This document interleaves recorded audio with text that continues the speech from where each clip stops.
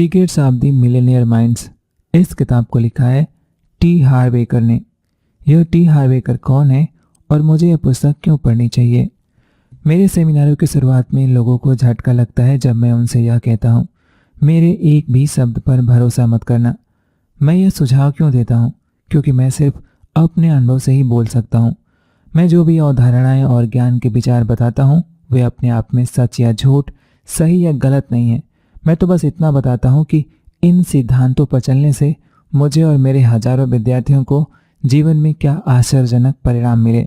बहरहाल, मुझे पूरा यकीन है कि अगर आप इस पुस्तक में दिए गए सिद्धांतों का प्रयोग करेंगे तो आपके जीवन में अमूलचूल परिवर्तन हो जाएगा। इस पुस्तक को सिर्फ मनोरंजन के लिए ना पढ़ें, इसे तो इस तरह पढ़ें मानो आपकी पूरी जिंदगी इस पर निर्भर हो। फिर आप अपने जीवन में इन सिद्धांतों को आजमा कर देखें। जो सिद्धांत आपके लिए कारगर साबित हो उसे जारी रखें, जो कारगर साबित ना हो उसे छोड़ दें। जाहिर है, इस मामले में मैं पुराग्रह का शिकार हो सकता हूँ, लेकिन मेरा मानना है कि धन के मामले में यह आपके द्वारा पढ़ी गई सबसे महत्वपूर्ण पुस्तक हो सकती है। मैं जानता हूँ कि यह बड़बोलापन लग सकता है, लेकिन सच्चाई तो यही है कि यह पुस्तक सफलता की आपकी इच्छा और उसकी प्राप्ति के बीच खोई हुई कड़ी के बारे में बताती है, जैसा शायद आप अब तक की जिंदगी में जान ही चुके होंगे। इच्छा और उपलब्धि के बीच बहुत बड़ा फासला होता है।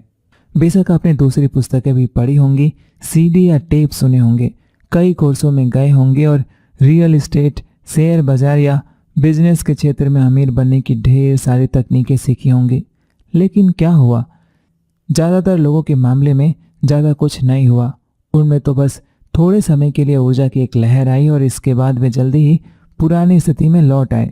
आखिरकार एक जवाब मिल गया। यह सरल है, यह नियम है और आप इसे गलत साबित नहीं कर सकते हैं।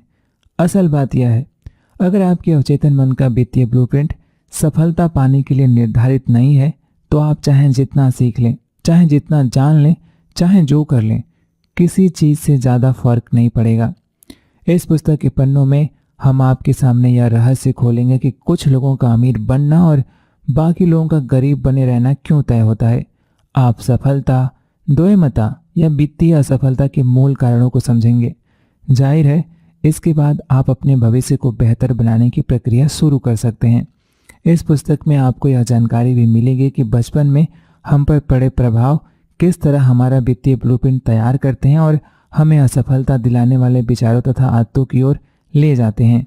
इस पुस्तक में हमने कुछ सशक्त घोषणाएं बताई हैं जिनकी मदद से आप अपने दिमाग के भीतर रखी बेकार की दौलत की फाइलों को बदल लें, ताकि आप भी अमीरों की तरह सोच सकें और सफल हो सकें। इस पुस्तक में आप अपनी आमदनी बढ़ाने और दौलत बनाने की व्यवहारिक कदम दर कदम रणनीतियाँ भी सीखेंगे। इस पुस्तक के खंड 1 में हम स्पष्ट करेंगे कि हम में से हर व्यक्ति को पैसे के बारे में सोचने और काम करने के लिए किस तरह कंडीशन किया गया है। यहाँ हम धन के मानसिक ब्लूप्रिंट को बदलने की 4 मुख्य रणनीतियों की रूपरेखा भी बताएंगे। खंड 2 में हम यह जांच करेंगे कि पैसे के बारे में अमीर, मध्यवर्गीय और गरीब लोगों की सोच में क्या अंतर होता है। यहाँ हम 17 दृष्टिकोण और तरीके बताएंगे जिनसे आपकी आर्थिक स्थिति हमेशा के लिए बदल जाएगी। पूरी पुस्तक में हम अपने हजारों विद्यार्थियों से मिले पत्रों और ईमेल्स के चुनिंदा उदाहरण भी देंगे जिन्होंने the millionaire mind incentive seminar में भाग लेने के बाद अपने जीवन में जबरदस्त सफलता हासिल की है। तो मेरा अनुभव क्या है? मैं कहाँ से आ रहा हूँ? क्या मैं हमेशा से सफल था? काश ऐसा ही होता। आप में से कई लोगों की तरह मुझ में भी बहुत सी क्षमता नजर आती थी, लेकिन परिणाम नजर नहीं आते थे। मैंने दुनिया की तमाम पुस्तकें पढ़ी, तमाम टेप सुन डाले और हर सेमिनार में गया। मैं वाकई सफल होना चाहता था। मुझ में सफल होने का एक तरह से जुनून था।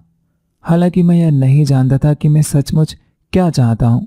क्या यह धन की चाहत थी, स्वतंत्रता की चाहत थी, कुछ हासिल करने का एहसास था, या अपने माता पिता के सामने यह साबित करने की तमन्ना थी कि मैं भी कुछ कर सकता हूँ।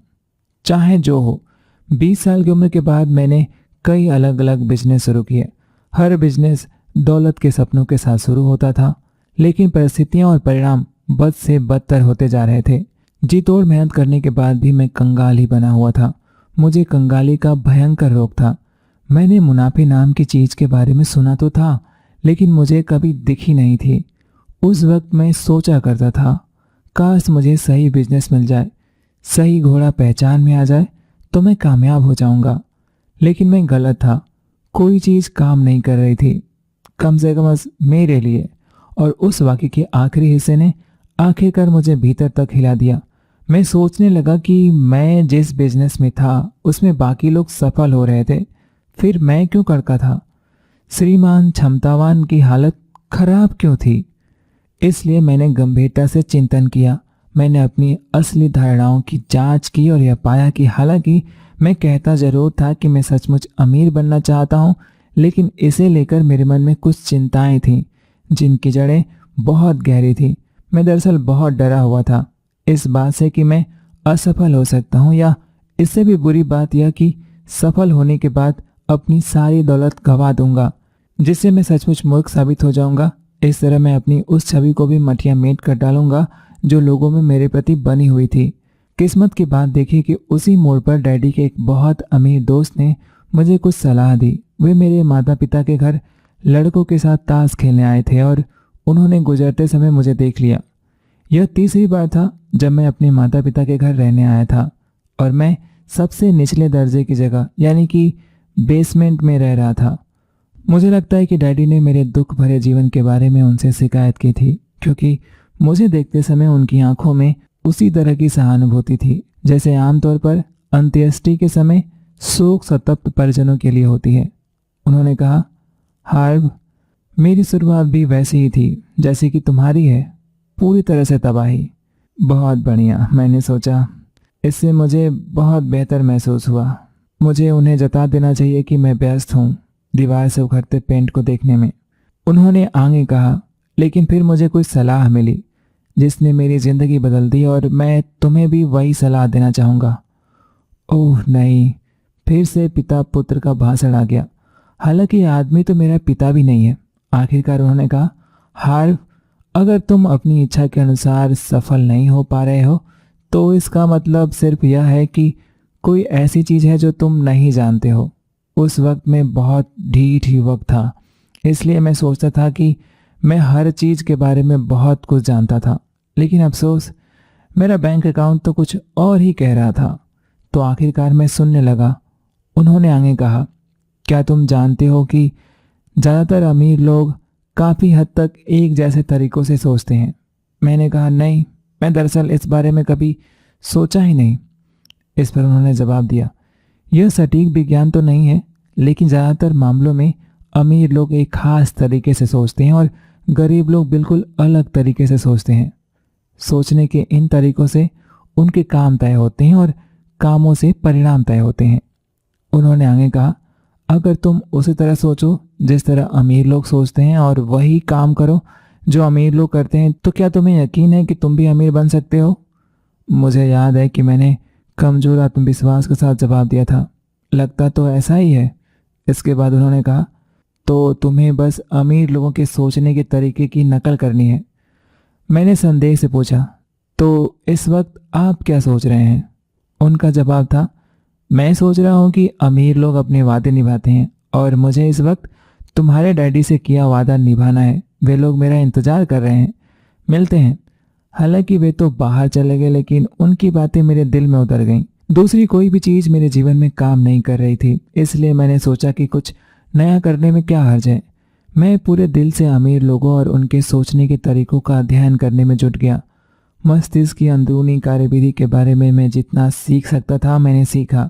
बहरहाल मैंने अपना ध्यान मूलतः धन और सफलता के मनोविज्ञान पर केंद्रित किया। मैंने पाया कि यह सच था, अमीर लोग दरअसल गरीब और मध्यवर्गीय लोगों से अलग तरीके से सोचते हैं। अंततः मेरी समझ में आने लगा कि मेरे विचार मुझे किस तरह दौलत से दूर रख रहे हैं। इससे भी ज़्यादा महत्वपूर्ण बात यह थी कि मैंने कई सशक्त तकनीकें और रणनीतियाँ सीखी जिनका इस्तेमाल करके मैंने अपने दिमाग की दोबारा कंडीशनिंग की ताकि मैं अमीर लोगों की तरह सोच सकूं। आखिरकार मैंने कहा, इस बारे में उठापटक बहुत हो गई, अब जरा इसे आजमा भी लिया जाए। मैंने एक और नया बिजनेस शुरू करने का फैसला किया। चूँकि सेहत और व्यायाम में मेरी खासी दिलचस्पी थी, इसलिए मैंने उत्तर अमेरिका में एक रिटेल फिटनेस स्टोर खोला जो वहाँ खुले ऐसे शुरुआती स्टोर में से एक था। मेरे पास ना मात्र का भी पैसा नहीं था, इसलिए बिजनेस शुरू करने के लिए मुझे अपने वीजा कार्ड से $2000 उधार लेने पड़े। मैंने अमीर लोगों की मॉडलिंग से जो सीखा था, मैं उसका इस्तेमाल करने लगा। मैं उनकी कारोबारी और चिंतन दोनों तरह की रणनीतियों पर अमल करने लगा। मैंने सबसे पहला काम यह किया कि मैं अपनी सफलता के लिए समर्पित हो गया और जीतने के लिए खेलने लगा। मैंने कसम खाई कि मैं इस काम पर पूरा ध्यान केंद्रित करूंगा और इस बिजनेस को छोड़ने के बारे में तब तक सोचूंगा भी नहीं जब तक कि मैं मिलीनियर या इससे ज़्यादा ना बन जाऊं। यह मेरी पुरानी कोशिशों से बिल्कुल ही अलग नज़रिया था, क्योंकि पहले मेरी सोच हमेशा अल्पकालीन रहती थी। इसलिए मेरा ध्यान अच्छे अवसरों या मुश्किलों के सामने आने पर भटक जाता था। जब भी मेरे मन में नकारात्मक या हानिकारक विचार आए, मैं उन्हें चुनौती देने लगा। पहले मैं यह मानता था कि मेरे मस्तिष्क की कई हर बात सच है। बहरहाल अब मैं कई तरह से यह जान चुका था कि दरअसल मेरा मस्तिष्क ही सफलता की राह में मेरी सबसे बड़ी बाधा था। मैंने फैसला किया कि मैं ऐसे विचारों को अपने मस्तिष्क में घुसने ही नहीं दूंगा जो मुझे दौलत के सपने साकार करने की शक्ति नहीं देते हैं। मैंने हर उस सिद्धांत का इस्तेमाल किया जो आप इस पुस्तक में सीखने जा रहे हैं। क्या उससे काम बना? ओह बिल्कुल बना, और क्या खूब बना। वह बिजनेस इतना सफल हुआ कि सिर्फ 2.5 साल में मैंने 10 स्टोर खोल डाले। फिर मैंने फॉर्चून 500 सूची में शामिल एक कंपनी को अपनी कंपनी के आधे शेयर $16 लाख में बेच दिए। उसके बाद मैं खुशगवार गर्म मौसम वाले सैन डियागो में रहने लगा। अपनी रणनीतियों को परिष्कृत करने के लिए मैंने 2 साल की छुट्टी ली और फिर व्यक्तिगत व्यावसायिक परामर्श देने के बिजनेस में उतर गया।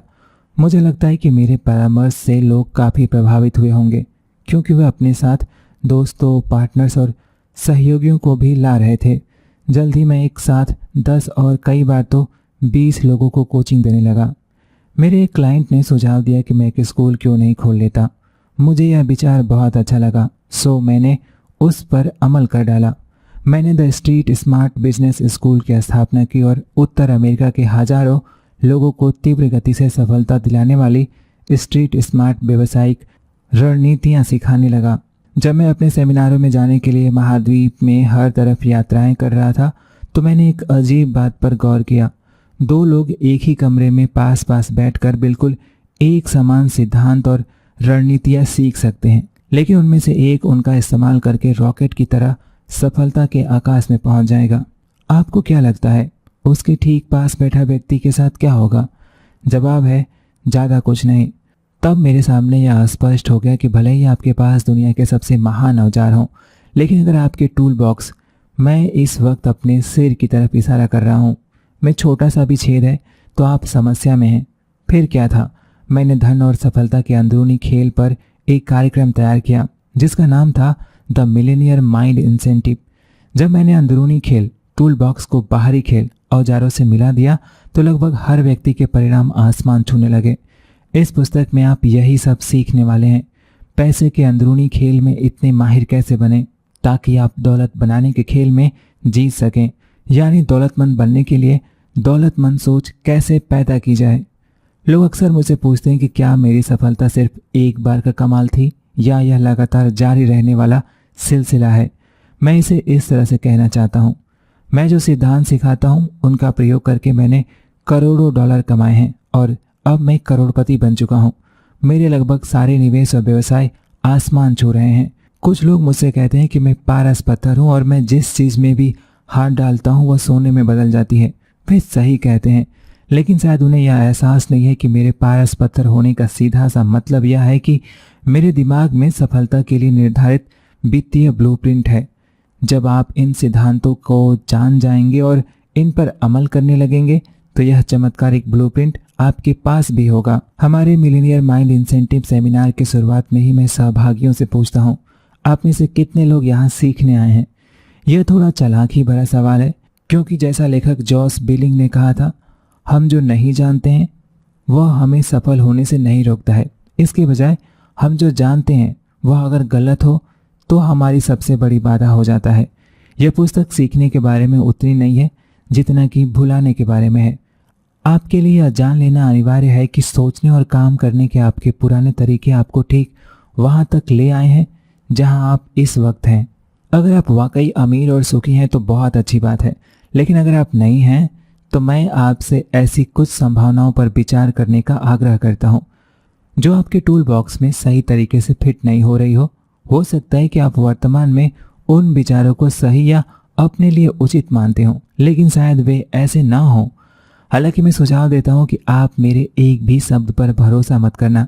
मैं चाहता हूं कि आप अपने जीवन में इन अवधारणाओं को परखें, लेकिन मैं आपसे इतना जरूर कहना चाहता हूं कि आप इस पुस्तक के विचारों पर भरोसा करें। इसलिए नहीं क्योंकि आप मुझे व्यक्तिगत रूप से जानते हैं, बल्कि इसलिए क्योंकि हजारों लोगों ने इस पुस्तक में बताए गए सिद्धांतों पर चलकर अपनी जिंदगी बदल डाली है। विश्वास की बात पर मुझे अपनी एक पसंदीदा कहानी याद आती है। यह उस व्यक्ति के बारे में है जो एक चट्टान के किनारे पर चल रहा था। अचानक उसका संतुलन गड़बड़ा गया और वह फिसल कर गिरने लगा। सौभाग्य से उसने दिमाग का इस्तेमाल करके चट्टान के किनारे को पकड़ लिया और जान बचाने के लिए झूलने लगा। वह लटका रहा और आखिरकार चिल्लाया, क्या ऊपर कोई है जो मेरी मदद कर सकता हो? कोई जवाब नहीं आया। वह लगातार चिल्लाता रहा, क्या कोई ऊपर है जो मेरी मदद कर सकता हो? अंततः एक बहुत तेज गूंजती आवाज सुनाई दी, मैं भगवान हूँ, मैं तुम्हारी मदद कर सकता हूँ, बस हाथ छोड़ दो और मुझ पर भरोसा करो। यह सुनने के बाद वह आदमी चिल्लाया, क्या ऊपर कोई और भी है जो मेरी मदद कर सकता हो? सबक बहुत आसान है। अगर आप जीवन में ज़्यादा ऊंचे स्तर पर पहुंचना चाहते हैं तो आपको अपने सोचने के कुछ पुराने तरीकों को छोड़ना होगा और नए तरीकों को अपनाना होगा। परिणाम अंततः अपने आप सामने आ जाएंगे और आपको हैरान कर देंगे।